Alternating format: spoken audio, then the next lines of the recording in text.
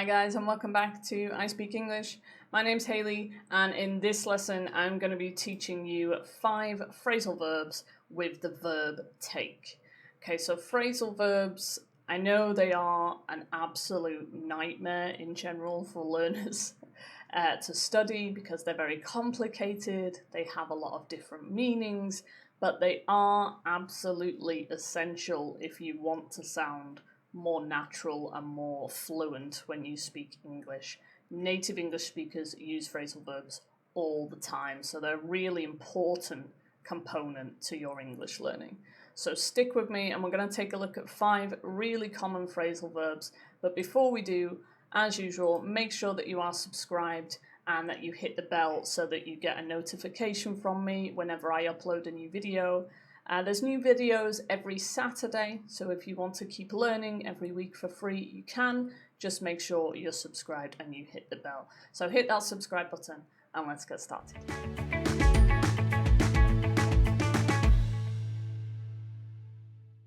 Okay, so let's take a look at our 5 phrasal verbs then. If you're not sure what a phrasal verb actually is, it's basically a phrase with a verb and a preposition attached to it, okay? So as I mentioned before, they are really common in spoken English. We use these all the time. Native speakers might use 3 phrasal verbs in one sentence. So if you can't understand phrasal verbs, it's going to be very difficult for you to understand spoken English. And it's very important for you to use them in speaking as well if you want to sound a bit more fluent and a bit more natural. Phrasal verbs, okay, so they're complicated. 1, because they can be separable or inseparable, meaning you can separate the verb and the preposition and put a pronoun in the middle, like turn somebody on versus turn on somebody. This can also change the meaning as well of your phrasal verbs. Turn somebody on has a different meaning to turn on somebody. So you need to be really careful when you're using phrasal verbs where you put the pronoun. That's the first thing that's really tricky about them. The second thing that's really tricky is that they can have multiple meanings and the meanings are different from the original verb. Okay, this is where a lot of non-native speakers struggle because they see the verb take, for example, and they think it means take, and it doesn't. Okay, the phrasal verb does not have the same meaning as the original verb, so keep that in mind when you're learning phrasal verbs. I'll give you an example of that now so that you can see kind of in real time. So, take up. All right, what does take up mean? I'll give you an example of take up. So I decided to take up yoga to improve my flexibility. Okay, take up. What does that mean? It means nothing, okay? Take does not mean take and up does not mean up in this phrasal verb. It just has a completely separate meaning altogether. Okay, so don't always look at the verb and the preposition like they mean something, because a lot of the time they don't. So what do you think take up means in this example then? I decided to take up yoga to improve my flexibility. What synonym or what word could we use instead of take up in that sentence and it still makes sense? What do you reckon? You can leave a comment below if you think you know what this word means. Let me know. Take up. So take up actually means to start or to start a new hobby in particular. So you could say, I decided to start yoga to improve my flexibility, and it has the exact same meaning. Okay, I decided to take up yoga. So take up we always use with hobbies, something new, and it's normally a hobby or an activity that you're starting for the first time. Be careful with this verb though. As I said before, verbs can have multiple different meanings, so take up also has the meaning of to take time or to take space. So it depends on what context you're using it in. For example, if I said this project is going to take up a lot of my time, that means to take time or to cost you time. You could also say, for example, the sofa takes up a lot of space in the living room.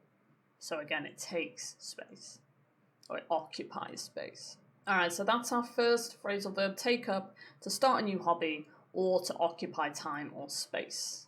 All right, moving on to number 2, take out. So again, I'm going to give you an example and you tell me what you think this means, okay? I took my purse out of my bag.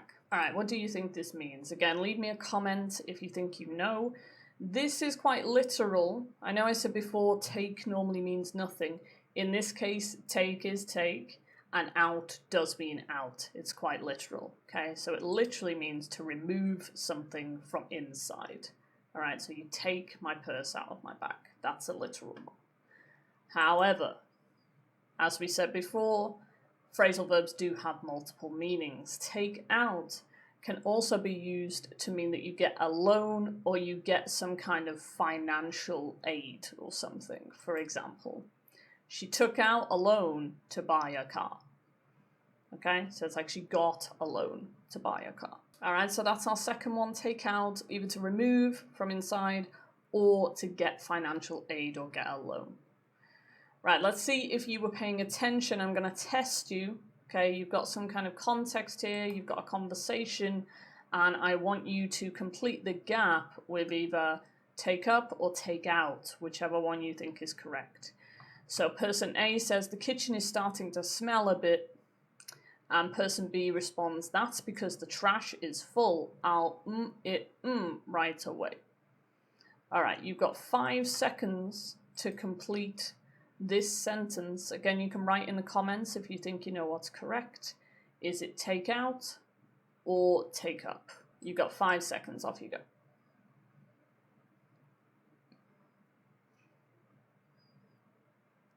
What do you reckon it was?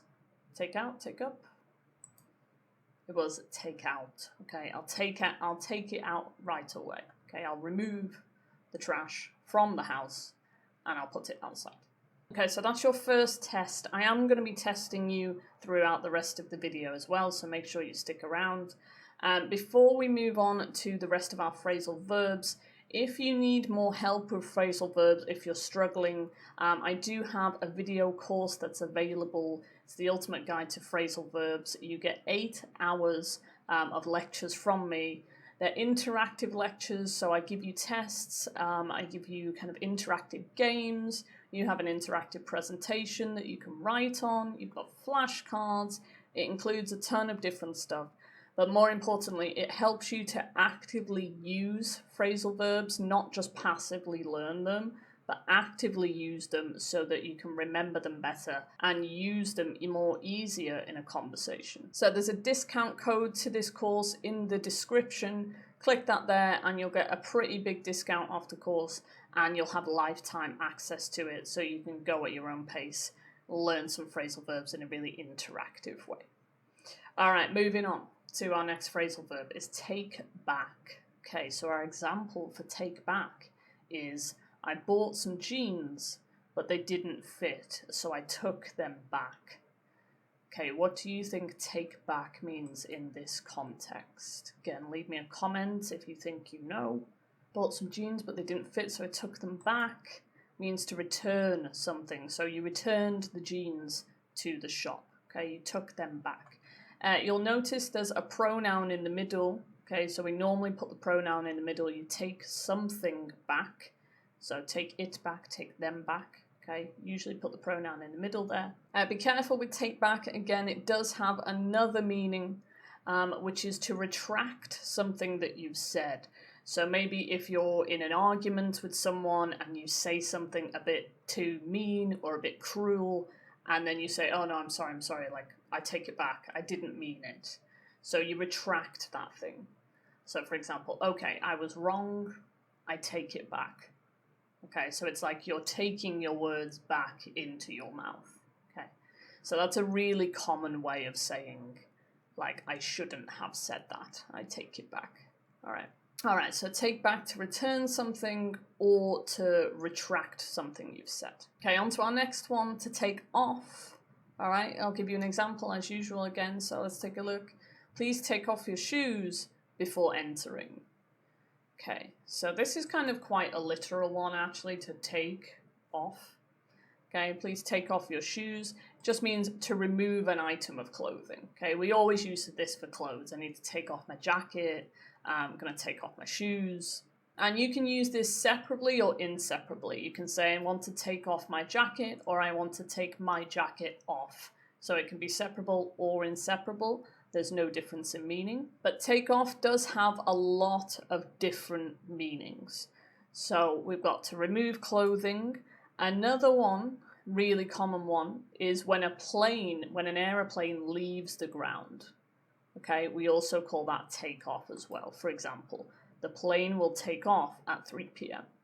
Okay, it will basically go up at 3 p.m. So it can mean to remove clothing, it can mean when a plane goes up, and it can also mean to be successful, normally very quickly, when you have a lot of success in a very quick time. So this is kind of similar to the plane one. If you imagine a plane is your success or your career and it goes up really quick, it takes off. Okay, for example, her career really took off after she moved to New York. Okay, so her career became really successful, or she became really successful quite quickly when she moved to New York. So take off has 3 different meanings. So just be careful with take off about what kind of context you use it in, and make sure that you're able to recognize it in its different contexts as well. All right, I've got another test for you then. So this is between take off and take back. So let's take a look at our conversation. Person A says, you said the report was poorly written. Person B says, I know, and I was too harsh. What I said after reviewing it again. The report is actually well done. So what do you think? How do you complete this sentence? Is it with take off or is it with take back? What do you think? You've got 5 seconds. You've got 5 seconds to complete this sentence. You can write a comment if you want, if you think you know what the answer is. You've got 5 seconds, off you go.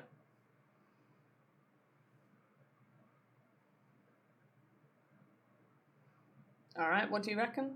Take off or take back? It was take back. Okay, I take back what I said. I retract what I said. So remember, take back means to return something, but also to retract something bad or cruel or wrong that you've said. All right, so on to our final phrasal verb, which is take over. Okay, so again, as usual, I'll give you an example. So he will take over as the new CEO next month. Okay, what do you think take over means? Leave a little comment if you think you know what it means. Take over. Okay, so take over means to take control.